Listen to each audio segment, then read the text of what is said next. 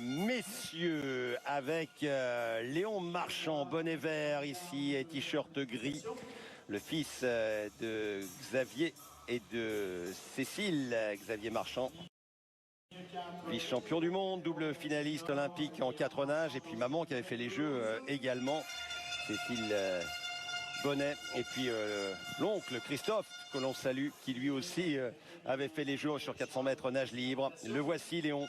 Déjà titré sur le 100 mètres papillon, recordman de France de la distance, 18 ans seulement. Il partira à Arizona State l'an prochain, après les Jeux, pour s'entraîner avec Bob Bowman, l'entraîneur de Michael Phelps. Et il aura à ses côtés bien Clément Billard de Mulhouse, 3e l'an dernier. Émilien Matenet de Charleville-Mézières, des garçons nés en 2000, 2002, 2001, tout comme Tom Rémy, 18 ans seulement. Ouais, il aura fort à faire, hein, Léon, dans cette finale. Et il sera bien entouré. Alors normalement, il devrait quand même être devant, d'autant qu'il est champion de France du 200 papes. Mais on voit des surprises parfois. On se souvient que Michael Phelps n'était pas forcément en tête après le pape, alors que c'était le meilleur papillonneur pendant très longtemps. Pourquoi? Tout simplement parce qu'il faut gérer une course et il ne faut pas tout griller au départ. Oui, il s'agit de bien gérer sa course. Elle est surtout importante dans la 3e longueur, en brasse. On sait que c'est souvent le juge de paix. Ouais, il a été très bon en dos ce matin. Il a nagé à 5/10 de son record personnel, qui est aussi le record de France. Alors, les minima olympiques compliqués, hein, 4:13:33. Mais l'important pour lui, eh bien, c'est... Oh, il part vite. Ouais, il part vite, Léon. Ouais, bah là, ça amuse pas le bassin. Hein. Ah, il est beau. Ouais, il est beau, il est souple, ça a l'air facile. Alors c'est pas un gros gabarit, donc il est aérien. Il est aérien et puis ça prouve qu'il a encore une marge de progression. Puisque, eh bien, peut-être que pendant son séjour aux États-Unis, il va pouvoir avoir l'occasion de s'étoffer.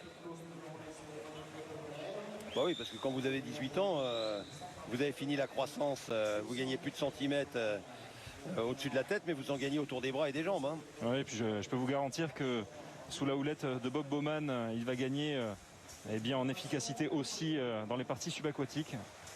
Oui, il s'y connaît un petit peu. Allez. Alors,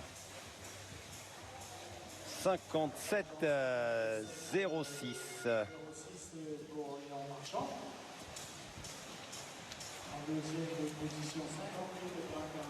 Il était passé en 2,4,60 à mi-course après le dos.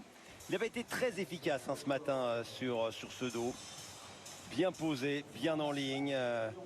Voilà, on a l'impression qu'il y a vraiment eh bien, un fil qui passe du sommet du crâne jusqu'au bas du dos et que ça ne bouge pas. Il y a juste la rotation des bras. Ouais, bien gainé, des bonnes parties sous l'eau. Avec cette hyper laxité des hanches, des pieds pour pouvoir repartir. Ouais, le but c'est d'avoir le tronc bien gainé. Et puis si vous posez eh bien, un gobelet sur la tête. Pas en course quand même. Hein. Que ça ne bouge pas, le moins possible. Ouais, Émilien Matenet qui revient. Nageur de Charleville-Mézières. Il a bien nagé ce matin, il était tout seul. 5 bonnet noir et puis Clément Billard, bonnet rouge, 2,5,05. On est un petit peu au-dessus du record de France, mais pas énorme. Ouais, et Émilien qui, je disais, a bien nagé ce matin. Il a nagé tout seul. Et puis il était proche lui aussi eh bien, de son record personnel. Il a quand même été 2 fois champion de France en bassin de 25 mètres sur la distance, 2017, 2019. C'est quand même un adversaire qui va pousser un petit peu eh bien, Léon dans ses retranchements. Ah oui, et puis on va mettre également Clément Billard, parce que ces 3 garçons qui sont nés en 2000, 2001, 2002 eh bien, vont s'émuler, j'allais dire, un néologisme, mais se créer une émulation pour pouvoir progresser. Ce qui se passe sur le dos avec Ndoye Brouard et Tomac. Voilà, regardez ce duel, regardez. On va attaquer les 2 dernières longueurs en crawl avec Léon Marchand et avec Émilien Matenet. Un Ouais. tout petit peu derrière, nous avons Clément Bidard. Mais ça peut revenir, une grosse glisse de Bidard. Ces trois nageurs sont quand même un petit peu émoussés par ce matin où il a fallu ça va produire moins vite, l'effort. hein. Là, on est à 2 secondes de la base du record de France. Ce qui veut dire que... Et Léon Marchand qui se décale de l'autre côté de la ligne pour éviter qu'on lui pique la vague. Elle est du côté d'Emilien Matenet, hein, qui doit se dire j'ai le recordman de France à côté de moi. Il est un peu moins bien parce qu'il est 2 secondes en dessous de son temps de passage du record, alors que l'autre, eh bien, il est devant. Et regardez au virage, et là il va tout donner. Ça serait, on va pas parler de sensation, mais une petite surprise tout au moins. Ouais. Si Matenet s'imposait dans cette finale du 400 mètres 4 nages devant Léon Marchand. Et Léon Marchand qui se décale et qui regarde Emilien. Non, Emilien Matenet, oui, Emilien qui est là. Léon Marchand, ça ne reviendra pas pour Bidard.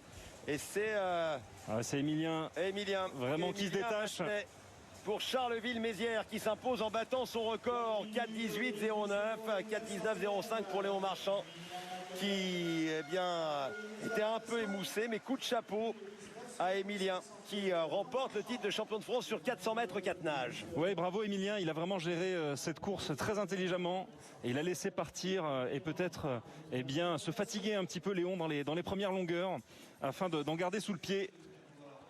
Alors on va pas reprocher à Léon. Le fair play des nageurs. Mais oui, il a gagné le 200 mètres papillon, mais c'est vrai qu'après le 200 mètres papillon, il a en a un sacré programme.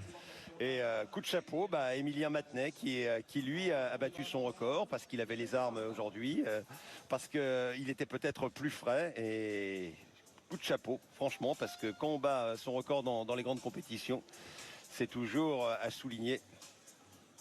Et c'est la récompense du travail fourni.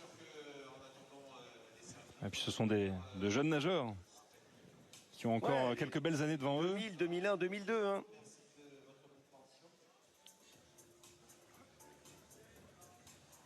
Ouais, de jeunes nageurs à qui l'on souhaite de connaître les Jeux et pourquoi pas d'atteindre l'Everest, le titre olympique. Voilà, il y a des nageurs qui ont réussi cela. Et Yannick, ça va vous concerner parce qu'à Nice, il y avait 2 nageurs dont vous faisiez partie, vous et Camille Muffat, qui est quasiment le même jour, le 29 juillet et le 30 juillet 2012, avait brillé avec vous, avec le 4x100 mètres. On l'a vu hier, mais également en individuel. On va tout d'abord plonger avec vous sur le 200 mètres nage libre et puis ensuite, on sera avec Camille.